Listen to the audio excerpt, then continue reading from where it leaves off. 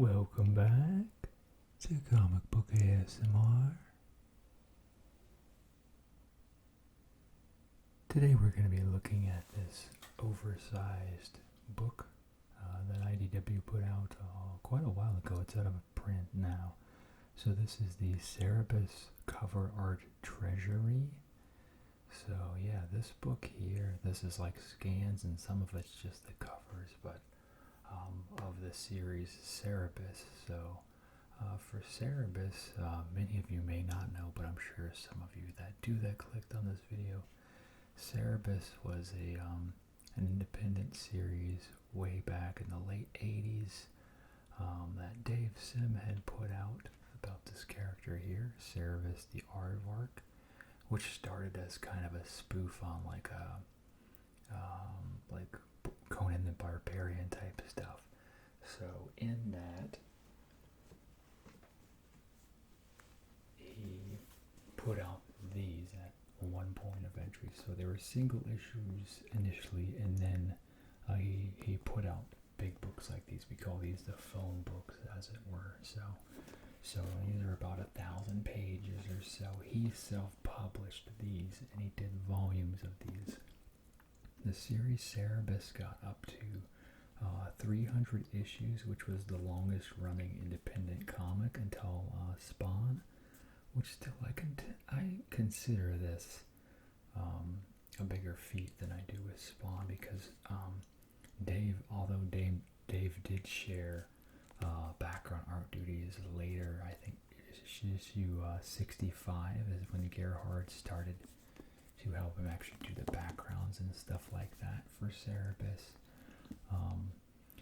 But he wrote it and he drew the characters in it, and a lot of Spawn Todd has written almost all of it, but he has not produced art for every single issue, and so that's why I find Dave's feat kind of more astounding.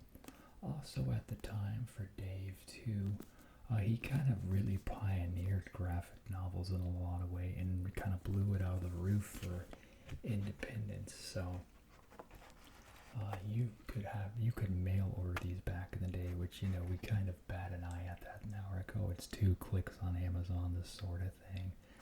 But he kind of pioneered this for comics in a way, not fully, but that's why I say kind of. But you could order each of these big old volumes here and have them shipped right to you. You would send them either a check or do a credit card order here and stuff. But yeah, so the whole books were black and white. He did 16 volumes, I believe. I took a picture of them on my shelf. I'll show them here for you all. But the thing is, when he reprinted these in these big old trades like this, he never included the covers. So if you had all those books that I just showed you on your shelf, you are still missing some very beautiful artwork that Dave and Gerhard had created. So that's what this book is here.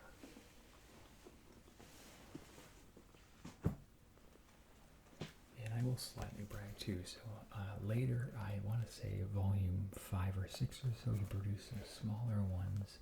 And this is actually a first printing of this one that I have, and it's signed by both Gerhard and Dave Sim. It's number 131 out of 5,000 there. And this I just stumbled upon whenever I was buying them up quickly. So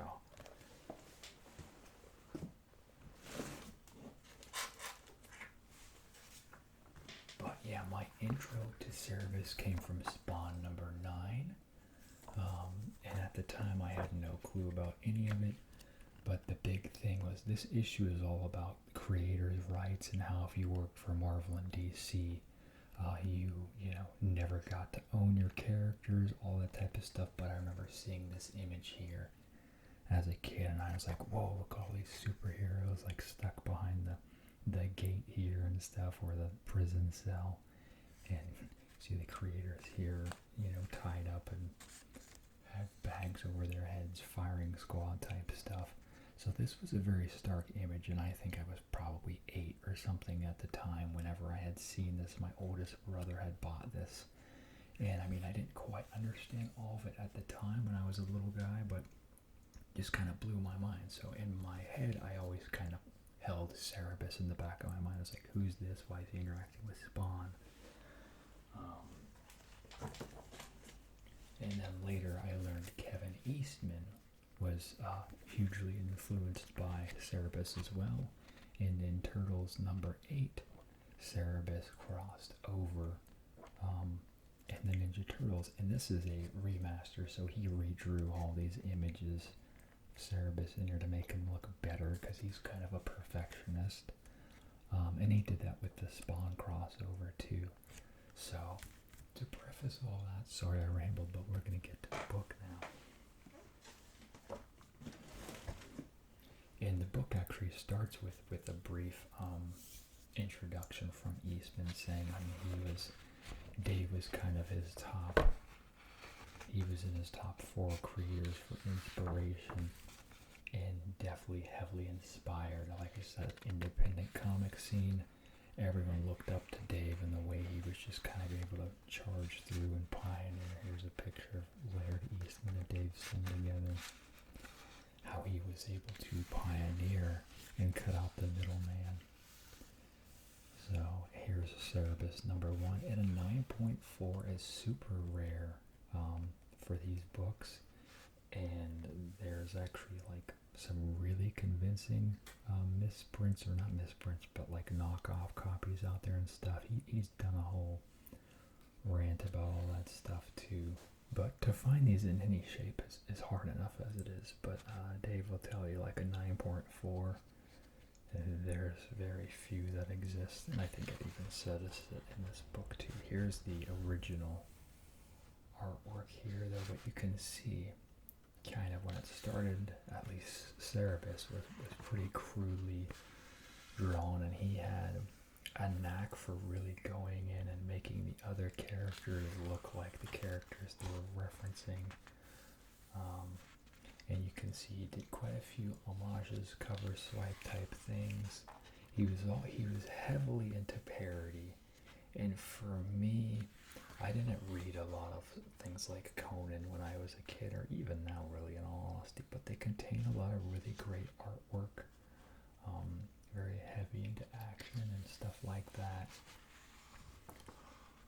But so that part kind of didn't grab me, but the later part, just kind of how it just kind of goes off in left field, and the backgrounds really grabbed me too. The later ones where Gerhard got in there, which I believe he just hired him to help because it was taking him too long to try to produce the book while worrying about these detailed backgrounds that he still very much wanted to be in the book, but he didn't want to commit time to it. He wanted to stay on kind of his schedule, you know.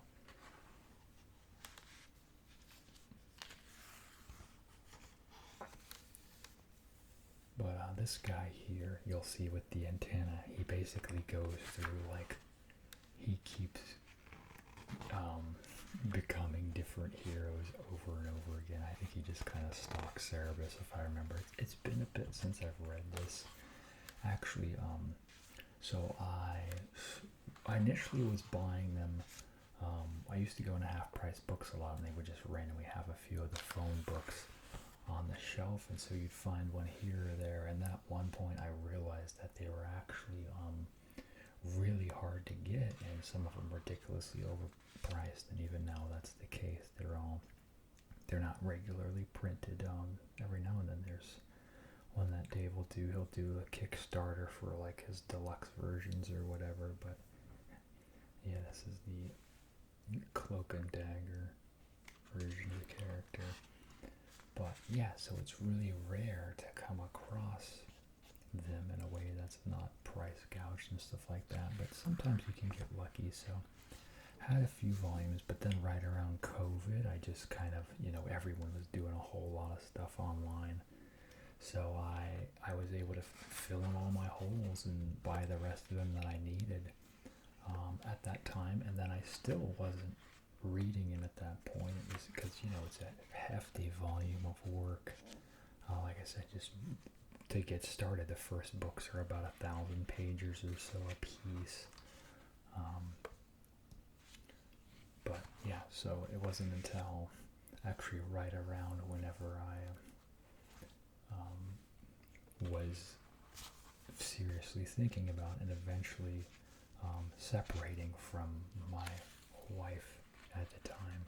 So I pretty much headlong, focused my energy on reading these Cerebus books while I kind of dealt internally with a lot of the emotion behind that. So I know I didn't catch all the nuance of the series. And side note too, I know Dave says quite a few controversial things on occasion. His books later kind of had a lot of typeface type stuff in them. As you can see, let me see if I can pull it up here, but later ones, yeah, so you'll just have heavy text thrown into the middle of stuff. And the later ones, especially like Cerebus reads and things like that, he shares views that are pretty controversial about the opposite sex and stuff like that, which, I don't care for that sort of thing. I just want to have my escapism, but a lot of Dave's personality very much injected into his work, as, it was personally produced. So there is a bit of that you do encounter as you read, so that's kind of a heads up. But I just really, the main thing is I like enjoying the art and stuff like that. And as you read through the thing, you just kind of quickly realize Cerebus is pretty much just like this heavy opportunist. Everyone's kind of cannon fodder, sort of, stepping stone, for him to climb the ladder, to gain more funds, etc., etc. That's a huge part of him anyway. So it's not like he's necessarily making Cerebus out to be a good guy. At least that was my interpretation of it. So when he says a lot of these, things that you're like, oh my goodness, what's he talking about? It's kind of like, okay, well, that this guy's kind of like boneheaded in a way there, but a lot of it he shares with the character. So it's like, oh, okay, that's not so great. So yeah, you can see here he's like referencing see the little guy with the antennas here. He eventually references Wolverine. I think he has a Batman one. But yeah, he just goes through, and I love all the little preliminaries and stuff. But I think at this point still Gerhardt's not in here till 65. It could be 56, and I flipped the numbers in my head, but I'm not sure that I have.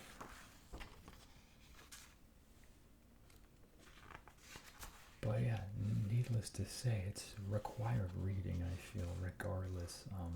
Just kind of the feat that he has accomplished with the body of work. It's really impressive for someone to self-produce the quality and the caliber of work that it is just really impressive to me. And it's, like I said, it's definitely inspirational if you want to do it independently at some point. And it's like, it's one of those things, it's like, well, it's definitely not easy.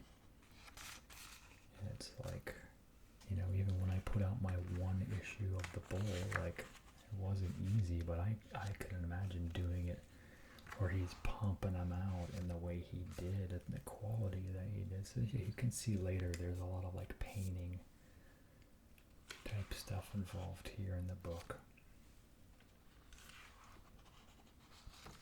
But it's just really incredible what he was able to do.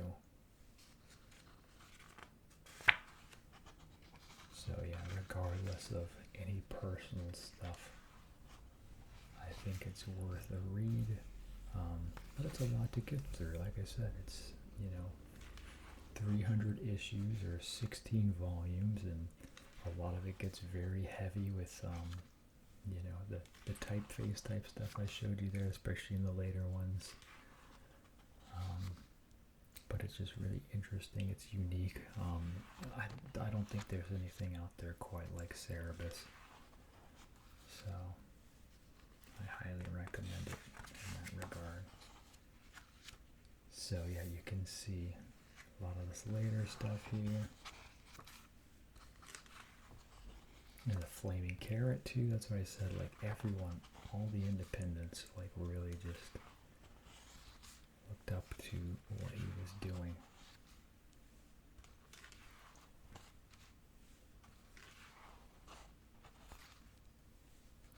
And then at one point there's going to be like even like photo type stuff inserted into the pictures as well,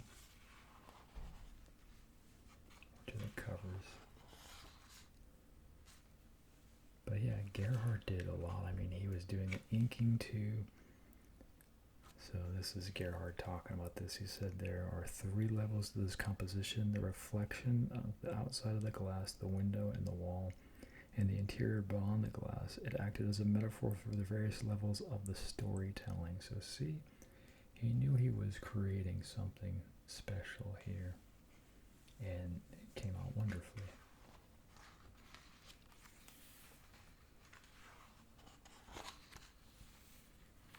And then they're talking about here, Dave's talking about how Jaka has, you know, she's in that weird in-between stage of growing where girls are all hair and very lanky, lots of hair on the head and very, you know, stretched out. So she's kind of like not thrilled with how scrawny parts of her are. So that's what he's talking about in that image there.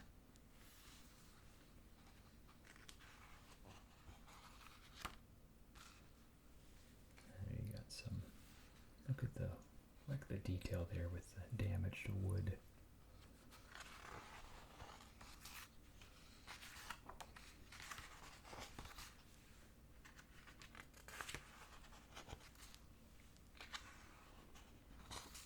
And then you get these fun little pattern covers on occasion too, and you get like the different, not even like comic things, but pop culture things. You see like Groucho Marx here and stuff. Here's a photo cover.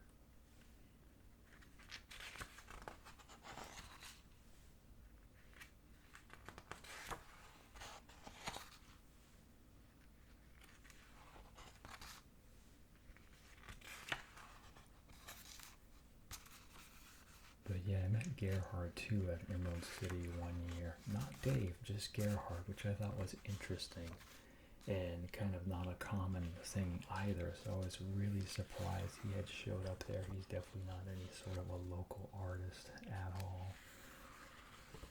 So, but at the time, I think I had a copy of Melmoth for him to sign. And he's like, "You read the whole thing?" And at that time, yeah, I lied because, you know, I was meeting a creator of this series. It's like, "Yeah, no, I've read it." He's just like, "Wow, very few have done that. Congratulations," and all this and that. So, but I did read it all at this point, so I just mentally insert his congratulations in my head after the fact now. But I did meet him prior to completing reading it. But Gerhard, if you're listening, and I'm sure you're not, I have read it all now, and yeah, it's one of those things, like it gets into a very weird place. It's a very rambly place at parts, but it is an actual achievement if you fully finish the full run, because like I said, it just goes in places that this type of stuff doesn't go in. It's just really kind of goes off on a complete tangent and sets up camp there afterwards. Lots of like biblical / religious stuff and philosophies and things, which, like I said, it's not necessarily my favorite thing about it, but it is part of what makes it unique. Is he went in there and he was just kind of throwing it all out there, you know.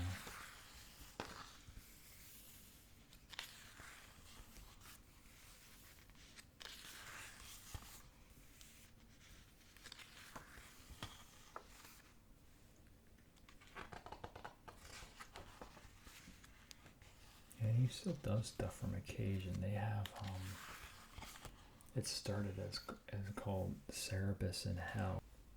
And Cerebus has been inserted onto Doré woodcut illustrations from Dante's Inferno.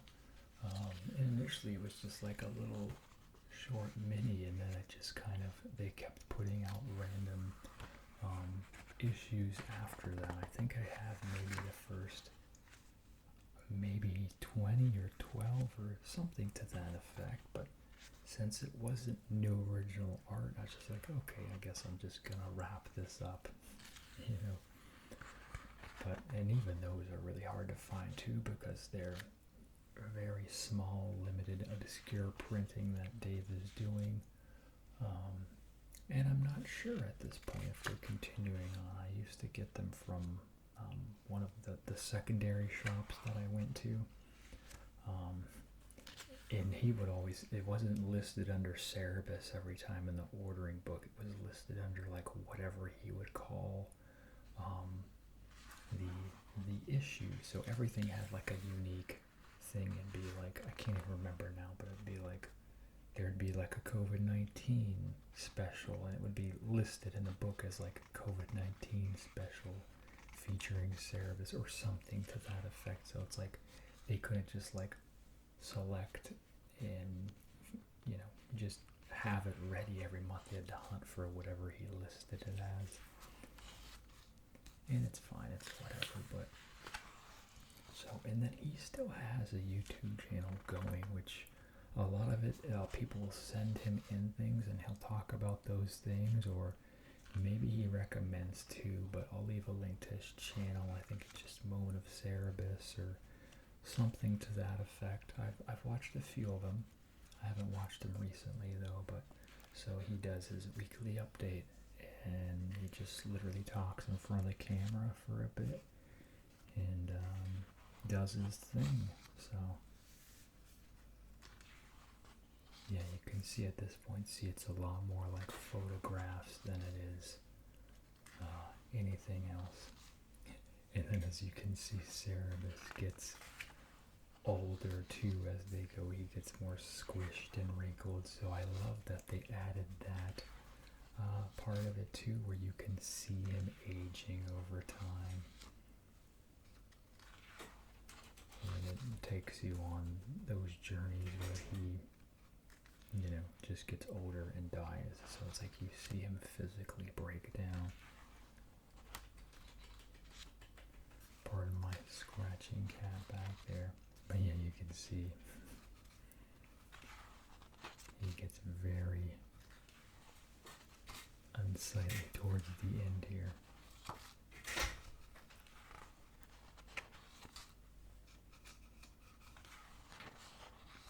But yeah, he has issues with his hand for drawing for so long and stuff. He wears like a brace and things like that. He'll produce like an image of Cerebus here and there, but he's not drawing regularly. A lot of it's just managing the all these original pages he still has and trying to do scans and restorations for better quality versions of the books. But even after all that, it's, you know, it would be forever to wait for him to completely wrap that. So, but yeah, so that was the book. Thank you all for joining me and watching this. Yeah, this was a $75 book when it came out, and it's out of print now. If you want to find it and buy it, good luck. I'm not sure what you're gonna pay for it, but yeah. So let me know down below if there's something you liked about this book, or have you heard of Cerebus? Are you interested? Are you going to be brave enough to take that big journey to get through all those issues and random rants and things like that? Let me know down below.